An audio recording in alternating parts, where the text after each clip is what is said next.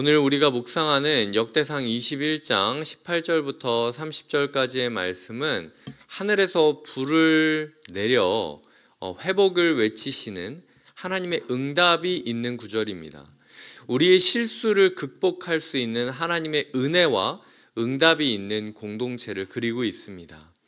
우리가 인간으로서 넘어질 때가 있죠. 실수할 때가 있죠. 좌절할 때가 있죠. 하지만 그럼에도 불구하고 여전히 하늘에서부터 불이 내리는 하나님의 응답을 경험할 수 있다면 우리는 분명히 회복할 수 있는 것입니다. 회복의 공동체는 어떤 모습을 가지고 있을까? 몇 가지로 묵상을 하게 되었습니다. 첫 번째로 회복의 공동체는 하나님의 말씀을 가감없이 전하는 선지자가 있다라는 것입니다. 처음에 봤을 때 18절에 여호와의 천사가 갓에게 명령하여 다윗에게 이르시기를 라고 이야기를 하고 있죠. 하나님의 선지자가 갓이라는 하나님의 천사가 갓이라는 선지자를 사용하셔서 예배를 회복해야 된다라고 이야기를 하고 있는 것입니다. 이 오르바의 타작 마당이라고 하는 곳은 이 추수를 위하여 세팅이 되어 있는 곳을 뜻했고요.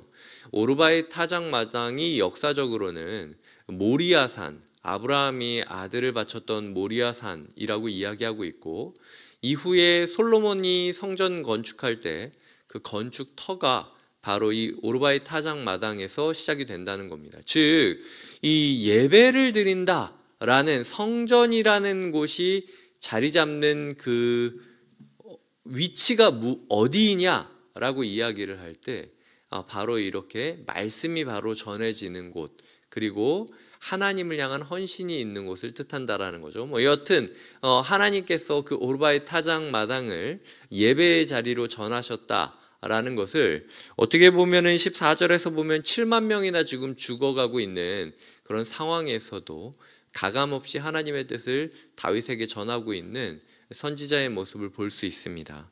우리 교회는 말씀을 말씀으로 순수하게 전하는 교육자들이 있는가? 말씀을 말씀으로 순수하게 전하는 순장들과 GBS 리더와 교사들이 있는가? 그것을 위하여 우리가 기도해야 된다라는 것이죠. 두 번째로는 이 22절입니다. 다윗이 오르난에게 이르되 이 타작하는 것을 내게 넘기라. 너는 상당한 값으로 내게 넘기라.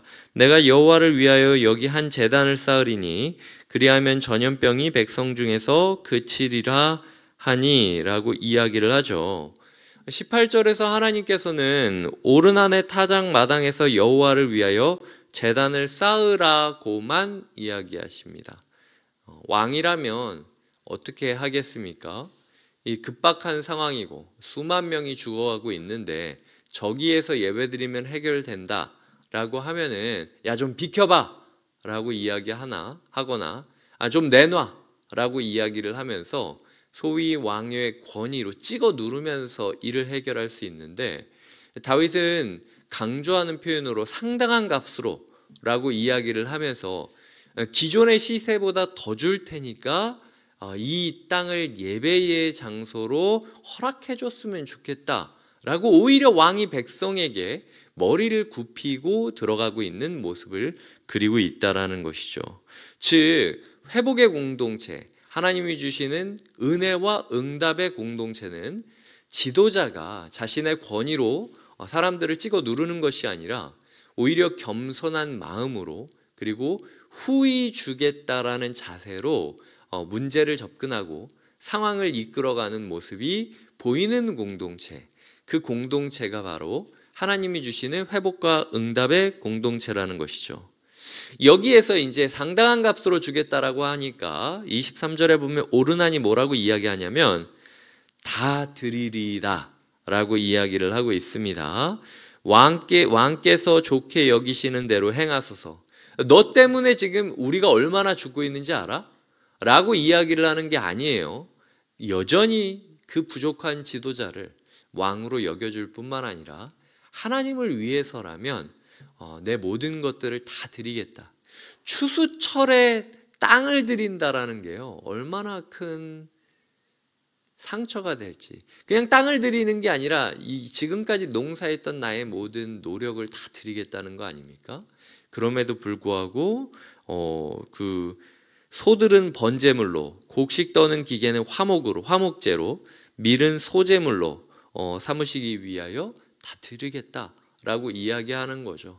아까 이야기했듯 권위로 찍어 누르지 않고 겸손하게, 그리고 상당한 값을 주고 사려고 하는 지도자와, 그리고 그 모든 노력에도 불구하고 지도자를 비난하지 않고 끝까지 신뢰하면서 자신의 모든 것을 다 드리겠다라고 이야기하는 성도가 함께 할 때, 그때 기적과 회복과 응답의 공동체가 된다라는 것이죠.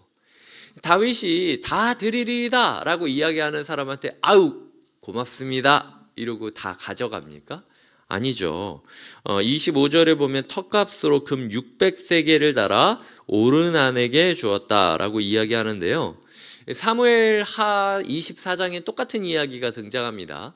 사무엘하 24장에서는 은 50세겔이라고 이야기하고 있어요.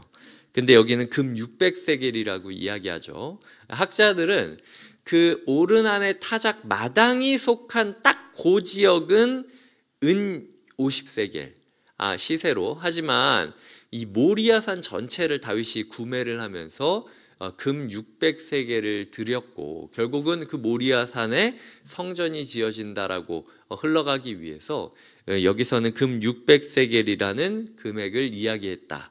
그리고 아까 이야기했듯 상당한 값으로 라고 이야기하는 그 문구를 강조하기 위하여 다윗이 다 드리겠다라고 이야기한 자기 백성에게도 금 600세겔을 주면서까지도 끝까지 왕으로서 은혜를 베푸는 자의 도리를 다했다. 내가 지도자이기 때문에 다른 사람들 거를 뺏는 사람이 아니라, 약탈의 사람이 되는 게 아니라 지도자이기 때문에 오히려 더 큰 호의를 베풀어 줄 수 있는 모습을 그리는 것을 강조하기 위하여 금 600세겔을 강조하고 있다는 것이죠. 결국은 그럴 때에 하늘에서부터 번제단 위에 불을 내려 응답하시고, 26절 27절에 보면 칼을 칼집에 꽂았더라.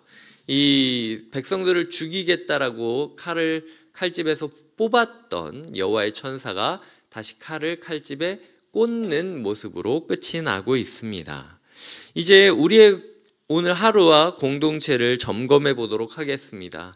우리 교회는 말씀을 말씀답게 전하는 선지자 이런 사람들이 존재합니까? 자신의 실수에도 불구하고 하나님께 순수하게 회개할 뿐만 아니라 왕으로서의 권위를 남용하지 않고 오히려 그 권위를 상당한 값을 주는 은혜를 베푸는 데에 사용하는 다윗 같은 지도자가 있습니까? 그리고 이런 상황에서도 지도자를 불신하지 않고 끝까지 믿으며 자신의 모든 것을 다 드리겠다라고 호의를 베풀고, 그 호의의 값으로 금 600세겔이라는 풍성한 열매를 얻고 오히려 타작하지 않고도 추수의 열매를 맺었다고 생각하며 감사해야 할 수 있는 성도가 있는 공동체입니까? 그런 교회는 성공할 수밖에 없어요. 그런 교회는 하나님께서 없던 불도 하늘에서 떨어뜨려서 응답하시는 교회가 된다라는 겁니다. 우리 교회가 이런 교회가 될 수 있도록 실수가 없는 교회, 좌절이 없는 교회가 아니라 좌절 속에서도 하늘로부터 응답을 받는 교회가 되시기를 꿈꾸시고 기도해 주시는 하루가 되시길 주님의 이름으로 축복드립니다. 기도하시겠습니다. 하나님 아버지 감사합니다. 우리 공동체가 이런 공동체가 되게 하여 주시옵소서.